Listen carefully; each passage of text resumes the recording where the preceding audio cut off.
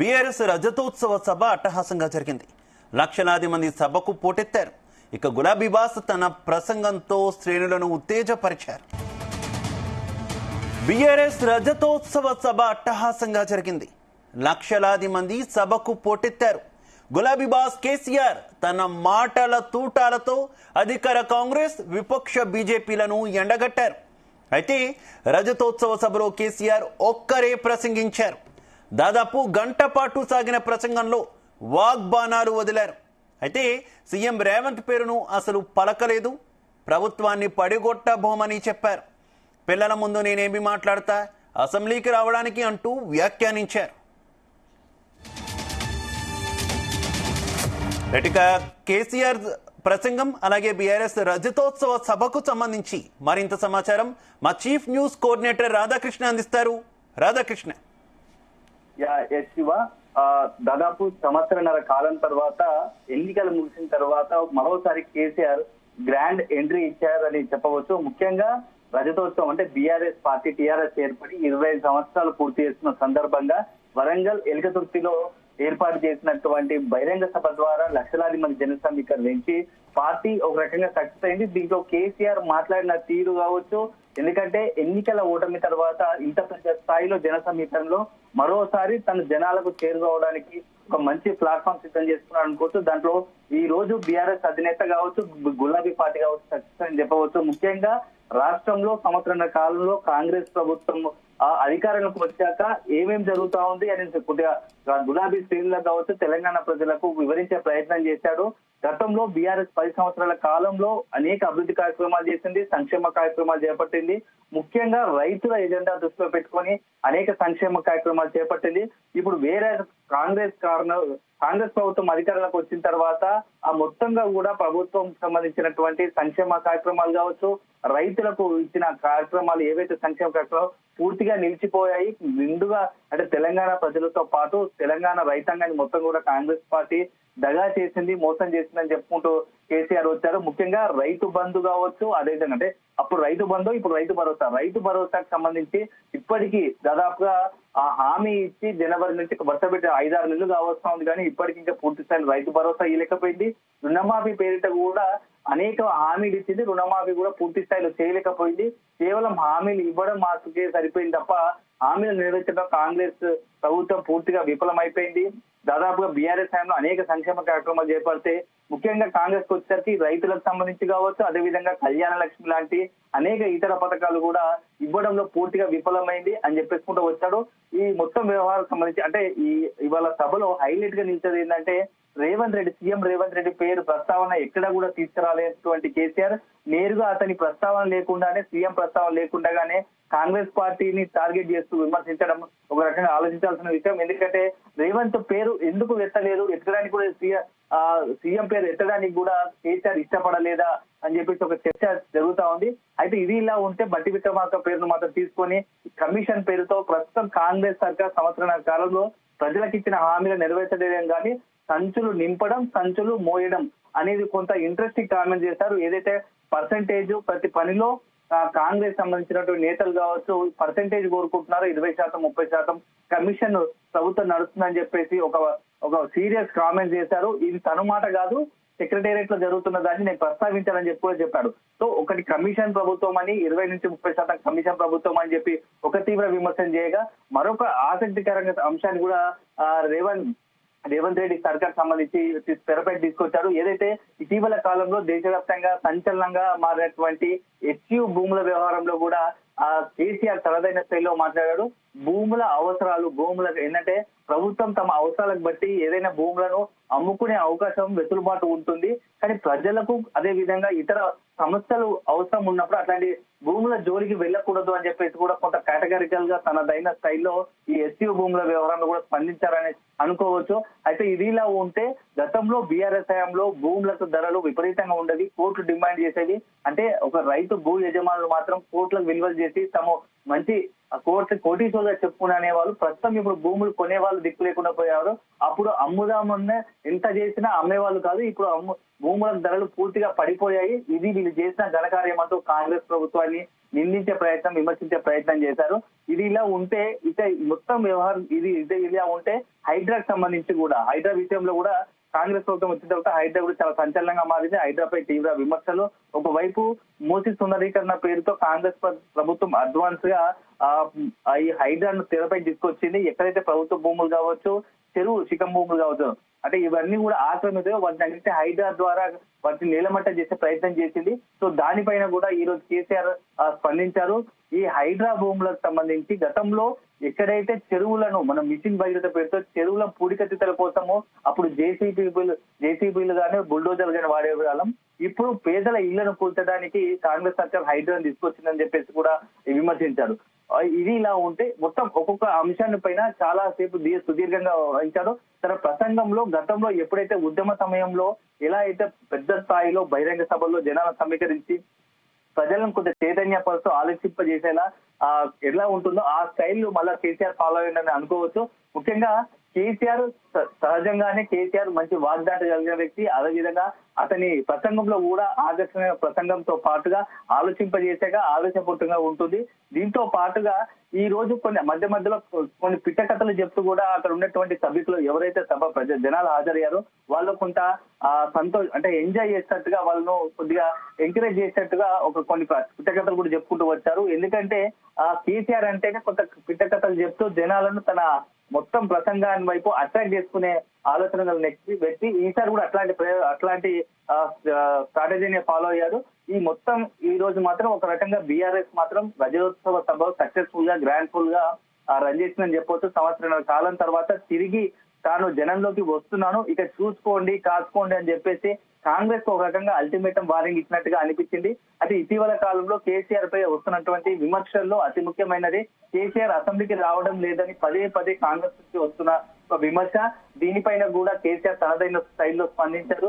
అసెంబ్లీకి వస్తే అసెంబ్లీలో ప్రస్తుతం ఉన్న మా సభ్యులు కేసీఆర్, హరీష్ రావు లాంటి వ్యక్తులు వేసే ప్రశ్నలకి అక్కడ సమాధానం చెప్పలేకపోతున్న పరిస్థితి ఉన్నారు. ఇక నేనే రంగంలో దిగితే మీ పరిస్థితి ఎలా ఉంటుందో ఆలోచించండి అని చెప్పి ఒక స్వీట్ వార్నింగ్ ఇచ్చినట్టుగా కనబడింది శివ. అయితే ఈ అన్నిటికీ మించి మరొక ఆసక్తికర సంబంధించిన విషయం ఏంటంటే మావోయిస్టుల అంశం పైన కూడా ఈ రోజు కేసీఆర్ రజతోత్సవ సభగా వేదిక మాత్రం సంచలనంగా మారింది. ఏకంగా ఈ యొక్క ఎక్కడైతే ఇప్పుడు వరంగల్ జిల్లా ఉమ్మడి వరంగల్ సంబంధించి ఆ కరగట్ట ఆపరేషన్ పేరుతో మావోయిస్టుల ఏరువిత కేంద్రం పెద్ద ఎత్తున వేల సంఖ్యలో ఆ ఆపరేషన్ కూంబింగ్ పోలీస్ దళాలు ఈ మావోయిస్ట్ ఎరువేతకు కూంబింగ్ నిర్వహిస్తున్నాయి. దానిపైన కూడా కేసీఆర్ స్పందించారు.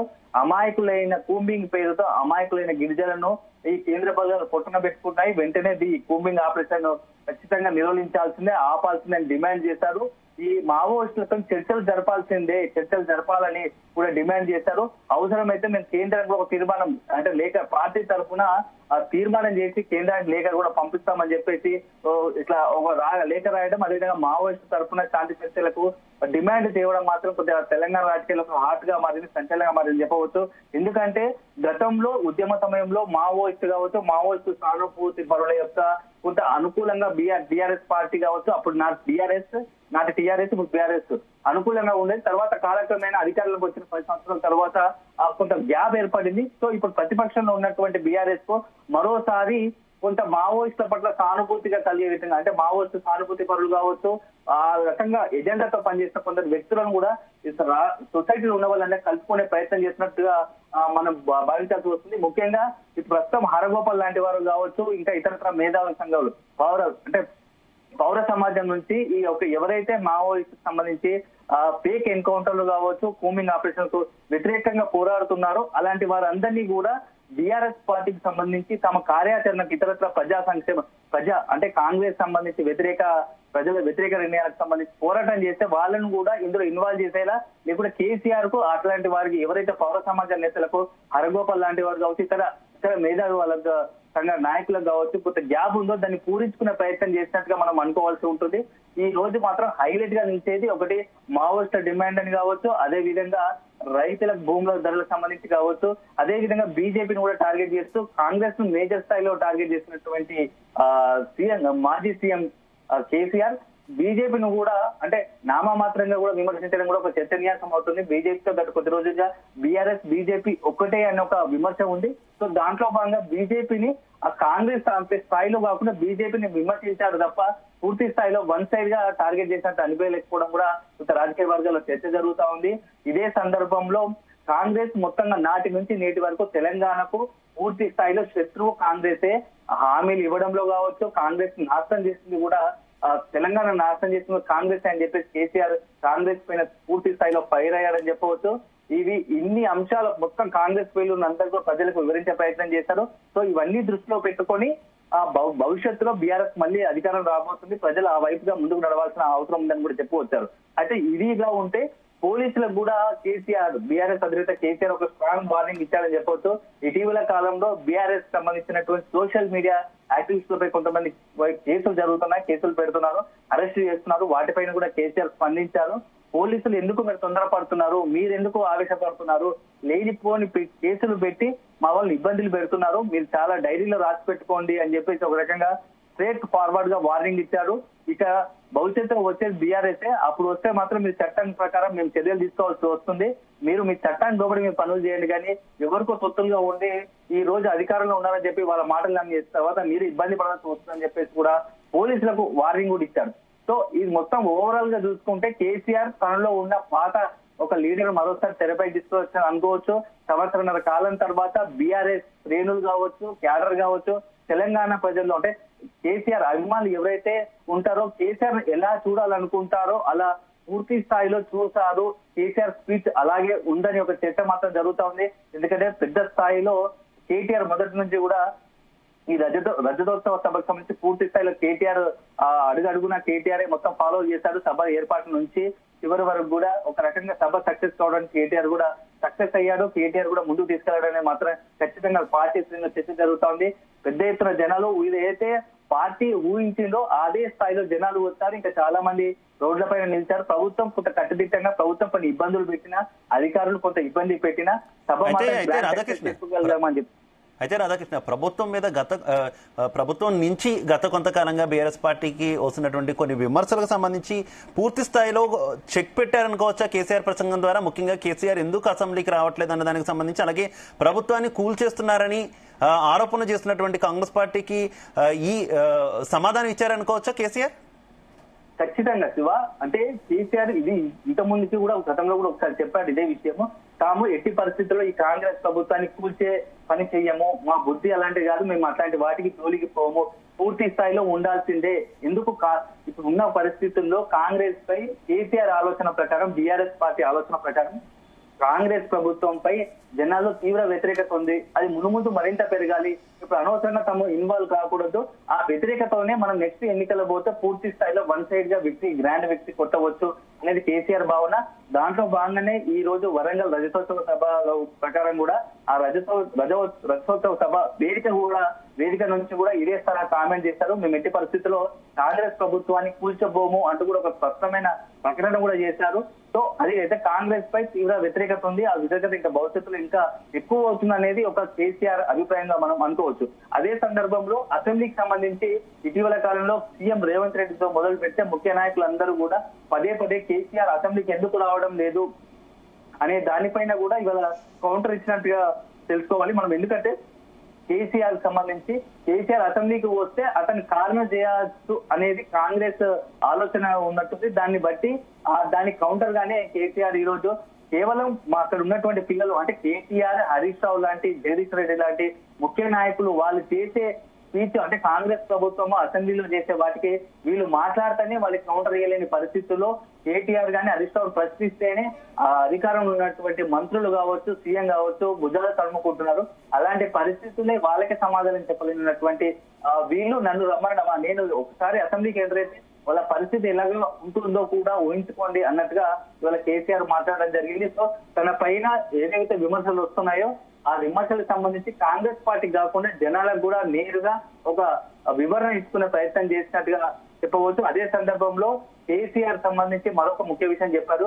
ఇప్పటి వరకు ఒక రకంగా ఉంటారు, ఇక నుంచి నేనే డైరెక్ట్ గా ఎంట్రీ ఇవ్వబోతున్నాను అంటే, ఎందుకంటే గతంలో ఒక సంవత్సర కాలం సమయం ఇద్దాం, సంవత్సర కాలంలో కాంగ్రెస్ పార్టీ అధికారంలోకి వచ్చినా కుదురుకుంటుంది కాబట్టి ప్రజలకు ఏమైనా చేయాలనే ఆలోచన ఉంటుంది, అది చేసే వరకు సమయం ఇద్దాము అని పదే చెప్పుకుంటూ వచ్చినటువంటి కేసీఆర్ దాదాపు సంవత్సరాల కాలం అయిపోయింది. ఇక నుంచి ఈ సభ ద్వారా నేనే నేరుగా రంగంలో దిగుతా, నేను క్యాడర్కు అండగా ఉంటా, జనాలకు అండగా ఉంటా. ఇక భవిష్యత్తులో కేసీఆర్ వన్స్ రాజకీయ ఫుల్ ఫ్లెడ్జ్ గా ఎంట్రీ ఇవ్వడానికి అవకాశం ఉన్నట్టుగా పార్టీలో కూడా చర్చ జరుగుతా ఉంది శివ.